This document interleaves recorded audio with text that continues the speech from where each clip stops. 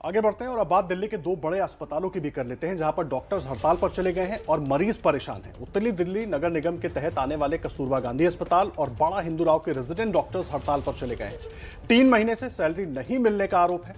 नगर निगम और दिल्ली सरकार के बीच आरोप प्रत्यारोप तू मैं चल रही है। नगर निगम दिल्ली सरकार को इसका जिम्मेदार बता रही है और दिल्ली सरकार नगर निगम पर भ्रष्टाचार के आरोप लगा रही है। डॉक्टरों के मुताबिक अभी वो सिर्फ 3 घंटे की सांकेतिक हड़ताल पर हैं। ओपीडी और इमरजेंसी सेवाएं चल रही हैं, लेकिन 26 नवंबर से इमरजेंसी सेवाएं भी बंद कर दी जाएंगी। अब सवाल यह है कि अगर सरकार और नगर निगम की इस लड़ाई में डॉक्टर और मरीज क्यों पिसें? लड़ाई सरकार और नगर निगम के बीच है, इसमें पिस रहे हैं डॉक्टर और उसके बाद सबसे ज्यादा नुकसान मरीजों का।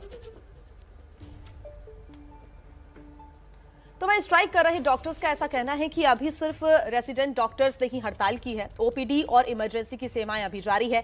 लेकिन अगर यही स्थिति रही तो 26 तारीख से आंशिक हड़ताल पूर्ण हड़ताल में तब्दील हो सकती है।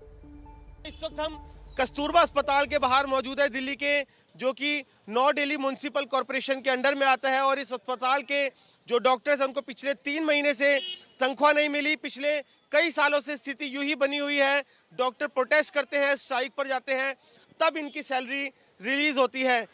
Resident doctor association Kasturba hospital, we are on strike. आखिरकार ये पोस्टर लेकर डॉक्टर्स को सड़कों पर उतरना पड़ा। इन डॉक्टर से ही बात करते हैं। मैम, आप लोग स्ट्राइक कर रहे हैं, क्या वजह है और क्या आपकी अथॉरिटी से किसी तरह की कोई बात हो पाई है? हमारे पास कोई खास चारा नहीं बचा कि सड़कों पे हम ना उतरें। उसके अलावा पेशेंट्स को हम वापस भेज रहे हैं, लेकिन हमें अच्छा नहीं लग रहा कि वो लोग, उनको हमारी वजह से सफ़र करना पड़ रहा है। लेकिन इतनी पढ़ाई करने के बावजूद हमको ऐसे ठंड में सड़कों पे उतरना पड़ा, क्योंकि हमारे को 3 महीने से तनख्वाह नहीं मिली है। और हम मांगते रहेंगे अपना हक। कब तक? क्यों मांगे हम अपना हक? हमने काम किया है, हम सिर्फ अपनी तनख्वाह मांग रहे हैं, किसी और के पैसे नहीं मांग रहे हम। अथॉरिटी से किसी तरह की आप लोगों की बात हो पाई है? क्या टॉक चल रहा है? क्योंकि अगर आप यूं ही स्ट्राइक पर रहे तो अल्टीमेटली जो यहाँ पर पेशेंट्स आ रहे हैं उनकी जान को खतरा है, उनकी तीमारदारी नहीं होगी तो कैसे काम चल पाएगा? देखिए, बात अथॉरिटी की है, ये बात सबको पता होता है। आजकल सोशल मीडिया का टाइम है। अगर जब उनको ये बात पता होगी कि रोज़ पेशेंट इतने आ रहे हैं, तो उनको ये भी पता होना चाहिए कि डॉक्टर्स की डेली नेसेसिटीज़ क्या है, हमारे मंथली खर्च कितने हैं। उसके अकॉर्डिंग उनको खुद हम बिना मांगे टाइमली अगर हमारी सैलरी दे दें तो ना तो पेशेंट को दिक्कत आएगी और ना हम इस तरह से स्ट्राइक करेंगे। ये जानना चाहूँगा कि अभी फ़िलहाल फिर कैसे ओपीडी चल रही है और अगर ये स्थिति बनी रही तो आगे क्या आप लोगों की प्लानिंग है? जी, अभी तो ओपीडी हमारे सीनियर डॉक्टर जितने हैं वो अभी मॉर्निंग 9 to 12 देख रहे हैं। 12 o'clock के बाद हमारे सारे रेजिडेंट वापस ओपीडी जाके हम लोग ओपीडी देख रहे हैं। अगर कोई भी मरीज बचा हुआ भी, किसी मरीज को कोई तकलीफ नहीं हो रही, हमारी ओपीडी भी चल रही और इमरजेंसी में हमारे रेजिडेंट डॉक्टर ऑलरेडी अवेलेबल है, तो कुछ नहीं है। लेकिन अगर 25 तक हमें कुछ भी एश्योरेंस नहीं मिलता है, कोई मीटिंग नहीं होती हमारी, किसी से मेयर से बात नहीं होती, तो 26 से कंप्लीट स्ट्राइक पे जा रहा। और मैं आरडीए का वाइस प्रेसिडेंट यहाँ पे डॉक्टर शाहिद, तो मैं बोल रहा हूँ कि 26 से कंप्लीट स्ट्राइक। हम लोगों ने ऑलरेडी लेटर दे रखा है, इसलिए कि आप 25 तक कुछ कर लो, हमसे बात करो, मीटिंग करो, कुछ एश्योरेंस दो, तो फिर हम आगे का डिसाइड करेंगे। तो 26 से कंप्लीट स्ट्राइक। दिल्ली के हिंदूराव अस्पताल में अब नर्स वेलफेयर एसोसिएशन भी हड़ताल पर है। संवाददाता निवेदिता शांडिल्य की रिपोर्ट आपको दिखाते हैं।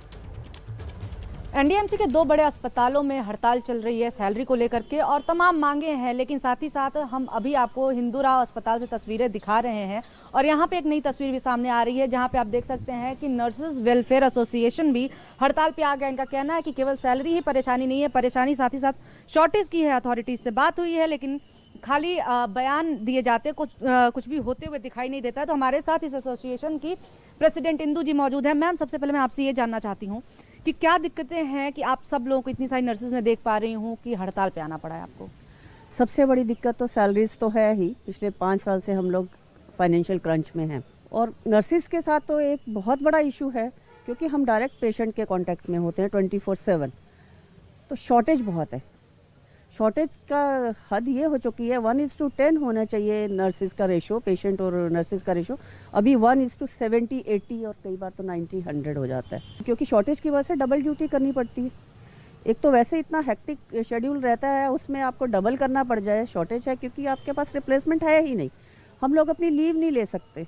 अथॉरिटीज से आपकी बात हुई होगी क्योंकि परेशानी इतने दिनों से है, तो ऐसे में उनकी तरफ से रिस्पॉन्स क्या है या प्रतिक्रिया क्या है? ये उनका रिस्पांस सिर्फ वर्बल होता है कि हाँ हम करेंगे, लेकिन कुछ कंस्ट्रक्टिव नहीं है। एक्चुअली कंसर्न हमारा सीधा पेशेंट से है, तो अथॉरिटीज़ को भी सोचना चाहिए कि अल्टीमेटली सफरर कौन है।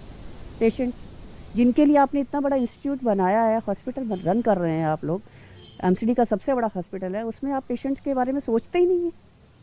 कैसे उनको तो ये लोग कारण क्या बताते हैं मैम कि सैलरीज क्यों रोकी जा रही हैं, शॉर्टेज क्यों है, क्या कारण बताते हैं ये अथॉरिटी? ये पॉलिटिक्स है कि आप हमें फंड नहीं देता है और हमारे पास पैसा नहीं होता है, जो हमारा जनरेट होता है रेवेन्यू से वो कोरोना की वजह से ख़राब हो गया है, डिस्टर्ब हो गया है।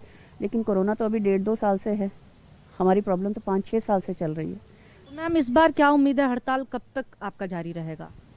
जब तक हम लोगों को राइटिंग में, और ये लोग एक टाइमलाइन नहीं देते कि हाँ इस डेट को आपकी डीपीसी हो जाएगी, आप लोगों की प्रमोशन हो जाएगी, और इस डेट को हम आज ऐड निकाल रहे हैं और नया स्टाफ लेने के लिए, तब तक तो रहेगी। तो आपने सुना नर्सेज वेलफेयर एसोसिएशन की प्रेसिडेंट की बातें, जो कि बता रही हैं कि राजनीति तो बहुत हो रही है और कहा जा रहा है कि कोरोना के चलते फंड कम मिल रहा है, लेकिन कोरोना से पहले भी स्थिति यही रही है। सालों से राजधानी दिल्ली में जो एमसीडी का अस्पताल है, वहाँ सैलरी को लेकर किसी तरह की परेशानियां होती रहती, कभी स्टाफ की शॉर्टेज और कभी कहा जाता है कि फंड दिल्ली सरकार से नहीं आ रहा है। और इसी राजनीति, इसी तूतू में आरोप प्रत्यारोप में जो डॉक्टर्स हैं, जो नर्सेज हैं, वो सालों से पिस रहे हैं। कैमरा पर्सन प्रवीण दीक्षित के साथ निवेदिता शांडिल्य, एबीपी न्यूज दिल्ली।